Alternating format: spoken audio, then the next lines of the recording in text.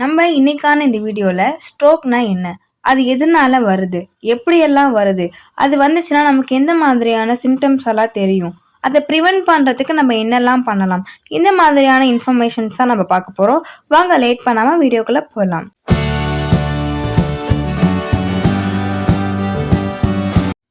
Stroke அப்படின்றத நம்ம தமிழில் பக்கவாதம் அப்படின்னு சொல்கிறோம். அந்த பக்கவாதம் எதனால் வருது அப்படின்னா, நம்ம மூளைக்கு போகிற பிளட் சப்ளை, பிரெயினுக்கு போகிற பிளட் சப்ளை இன்ட்ரப்ட் ஆகிறதுனால சரியாக பிளட் போகாமல் தான் ஸ்ட்ரோக் வருது. அது மூலியமாக தான் ஆக்சிஜன் அண்ட் நியூட்ரியன் எல்லாமே எடுத்துகிட்டு போகுது. இப்போது நம்ம ஒரு வயலில் ஒரு பயிர் போடுறோம் அப்படின்னா, அந்த பயிருக்கு தேவையான தண்ணி பாய்ச்சிரும். அது எப்படி வாய்க்கால் வரப்பு போட்டால் தான் அந்த பயிருக்கு தேவையான தண்ணி கரெக்டாக போய் சேரும்.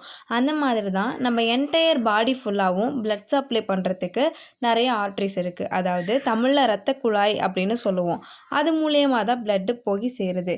அந்த மாதிரி நம்ம பிரெயினுக்கும் ஒரு ஆர்ட்ரி போய் சேருது. இந்த ஆர்ட்ரி மூலியமாக தான் நம்ம பிரெயினுக்கு தேவையான ஆக்சிஜன்லேருந்து, பிளட்லேருந்து, நியூட்ரியன்ஸ்லேருந்து எல்லாத்தையுமே எடுத்துகிட்டு போகுது. இது எல்லாத்தையும் எடுத்துகிட்டு போகிற அந்த ஆர்ட்ரி பிளாக் ஆகிறதுனால தான் அங்கே ஸ்ட்ரோக்குன்ற ஒன்று ஆரம்பிக்குது.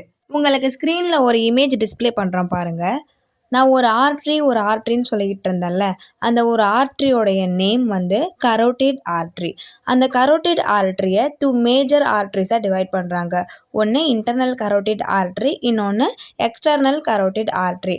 இந்த இன்டர்னல் கரோட்டிட் ஆர்ட்ரி என்ன பண்ணுது அப்படின்னா, நம்மளுடைய பிரெயினோடைய ஆன்டீரியர் போர்ஷன், அதாவது முன்பகுதிக்கு பிளட் சப்ளை எல்லாம் பண்ணுது. இந்த எக்ஸ்டர்னல் கரோட்டிட் ஆர்ட்ரி என்ன பண்ணுது, நம்மளுடைய ஃபேஸு, நெக்கு அண்ட் ஸ்கேல்ப்பு இது எல்லாத்துக்குமே பிளட் சப்ளை பண்ணுது. உங்களுக்கு ரவுண்டாக மார்க் பண்ணி காமிச்சிருக்கேன் பார்த்தீங்களா, அதுதான் வந்து கரோட்டிட் ஆர்ட்ரி. அதிலே டிஃப்ரென்ஸ் இருக்கும், எக்ஸ்டர்னல் அண்ட் இன்டர்னல். உங்களுக்கு இன்னொரு இமேஜும் ஸ்க்ரீனில் ப்ளே பண்ணுறேன் பாருங்கள். இது உங்களுக்கு நான் முன்னாடியே சொல்லியிருந்தேன்ல, ஸ்ட்ரோக் இந்த ஆர்ட்ரி வந்து பிளாக் ஆகுது, சரியாக பிளட்டு போகாததுனால தான் வருது அப்படின்னு உங்களுக்கு சொல்லியிருந்தேன் இல்லைங்களா, அதுக்கான ஒரு எக்ஸாம்பிளுக்காக தான் இந்த இமேஜை. ரைட் சைடில் உள்ள ஒரு பிக்சரை பாருங்கள், அது நார்மல் ஆர்ட்ரி, லெஃப்ட் சைடில் இருக்கிறது டிசீஸ்ட் ஆர்ட்ரி. அந்த நார்மல் ஆர்ட்ரியில் உள்ள ஆரோ மார்க்கை பார்த்தாலே உங்களுக்கு தெரியும் பிளட் ஃப்ளோ எவ்வளோ நார்மலாக இருக்குது அப்படின்னு சொல்லிட்டு. லெஃப்ட் சைடில் இருக்கிற டிசீஸ்ட் ஆர்ட்ரியை பார்த்தீங்கன்னாவே அந்த ஆரோ மார்க் டிஃப்ரென்ஸ்லேயே உங்களுக்கு தெரியும் பிளட் ஃப்ளோ ரொம்ப ரெடியூஸ்டாக தான் போகுது அப்படின்னு சொல்லி. ஓகே, உங்களுக்கு ஒரு எக்ஸாம்பிளுக்காக தான் இந்த இமேஜ் டிஸ்பிளே பண்ணேன். இந்த ஸ்ட்ரோக்லேயே 3 டைப்ஸ் ஆஃப் ஸ்ட்ரோக் இருக்குது. ஒன்று இஸ்கெமிக் ஸ்ட்ரோக்கு, இன்னொன்று haemorrhagic stroke, and then last one is transient ischaemic attack. இந்த மாதிரியான 3 டைப்ஸ் ஆஃப் ஸ்ட்ரோக் இருக்குது. நம்ம ஒன் பை ஒன்னாக பார்க்கலாம். இஸ்கெமிக் ஸ்ட்ரோக்கை சொல்கிறதுக்கு முன்னாடி உங்களுக்கு ஒன்று சொல்லிக்கிறேன். ஸ்ட்ரோக்குனாலே பிரெயினுக்கு போகிற பிளட் ஃப்ளோ சரியாக இல்லாததுனால தான் வருது. அதோட டைப்ஸும் கிட்டத்தட்ட ஒரே மாதிரி தான் இருக்கும். அதனால் கன்ஃபியூஸ் ஆகிக்க வேண்டாம். ஓகே, இஸ்கெமிக் ஸ்ட்ரோக் எதனால் வருது அப்படின்னாக்க, நம்ம பிரெயினுக்கு போகிற பிளட் வெசல் பிளாக் ஆகி பிளட் ஃப்ளோ ரெடியூஸ் ஆகிறதுனால தான் இஸ்கெமிக் ஸ்ட்ரோக் வருது. மேக்ஸிமம் ஆஃப் தி பேஷண்ட்டுக்கு, அதாவது இப்போ ஒரு 100% எடுத்துக்கிட்டோம் அப்படின்னாக்க 80 to 85% பேஷண்ட்டுக்கு இஸ்கெமிக் ஸ்ட்ரோக் வரதை சொல்கிறாங்க. இஸ்கெமிக் ஸ்ட்ரோக்கை ஒரு லைனில் சொல்லணும் அப்படின்னா பிளட் ஃப்ளோ அப்ஸ்ட்ரக்ஷன் அப்படின்னு சொல்லலாம். ஓகே, அது எதனால் வருது அப்படின்னு ஒரு சில காரணத்தை பற்றி தெரிஞ்சுக்கலாம். ஃபஸ்ட்டு பிளட் கிளாட் ஆகிறதுனால, அதை மெடிக்கல் டேர்மில் நம்ம த்ராம்போசிஸ் அப்படின்னு சொல்கிறோம். இன்னொன்று பார்த்தீங்கன்னா பிளட் வெசல் இன்ஃப்ளமேஷன் ஆகிறதுனால, அதாவது வீக்கம் அடைகிறதுனால, அதை வந்து மெடிக்கல் டேர்மில் வாஸ்குலிட்டிஸ் அப்படின்னு சொல்கிறோம்.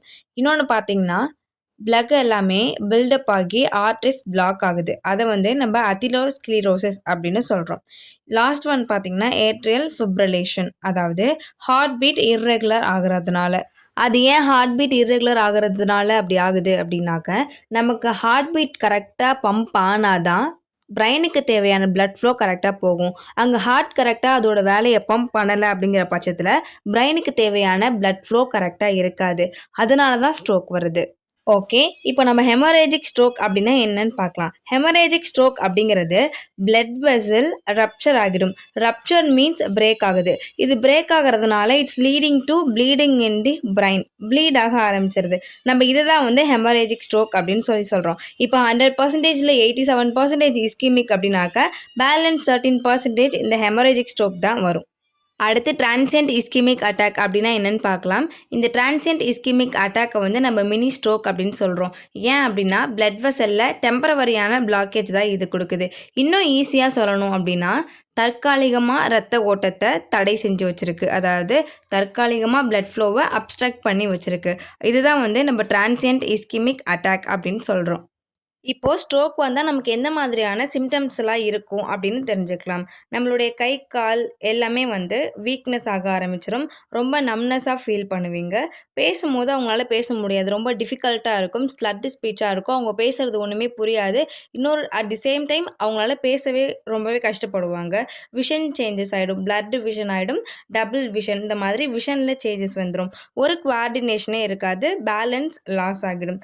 ஹெட்டேக் ரொம்ப சிவியராக ஆகிடும். தலைக்கு ஒரு பிரச்சனை அப்படிங்கும்போது கண்டிப்பாக ஹெட்டேக் தான் ஃபஸ்ட்டு வரும். ஓகே, நெக்ஸ்ட் இதை எப்படி ப்ரிவென்ட் பண்ணுறது அப்படின்னு பார்க்கலாம். கண்டிப்பாக ஹை பிளட் ப்ரெஷரை நம்ம கண்ட்ரோல் பண்ணியே ஆகணும். டயபெட்டிஸை மேனேஜ் பண்ணி தான் ஆகணும். ஸ்மோக்கிங் பண்ணவே கூடாது. எக்ஸசைஸ் நம்ம ரெகுலராக பண்ணிக்கிட்டே இருக்கணும். நம்ம சாப்பிடும் பொழுது நிறைய நியூட்ரியன்ஸ் இருக்கிற வெஜிடபிள்ஸ், ஃப்ரூட்ஸாக பார்த்து நம்ம சாப்பிடணும். அப்போ தான் நமக்கு அதாவது நம்மளை நோக்கி வரக்கூடிய நோயை நம்ம எதிர்த்து போராட முடியும். அதனால ஹெல்த்தியாக சாப்பிடுங்க, ஹாப்பியாக இருங்க, பாசிட்டிவிட்டியை ஸ்ப்ரெட் பண்ணுங்கள், ஃபன்னியாக இருங்க. உங்களுக்கு இந்த வீடியோவில் அதாவது இந்த ஸ்ட்ரோக் பற்றின ஏதாவது ஒரு டவுட் இருந்துச்சு அப்படின்னா கண்டிப்பாக கமெண்ட் பாக்ஸில் கமெண்ட் பண்ணுங்கள். உங்களுக்காக நான் இன்னொரு வீடியோ அப்லோட் பண்ணுறேன். தேங்க்யூ. Follow for more.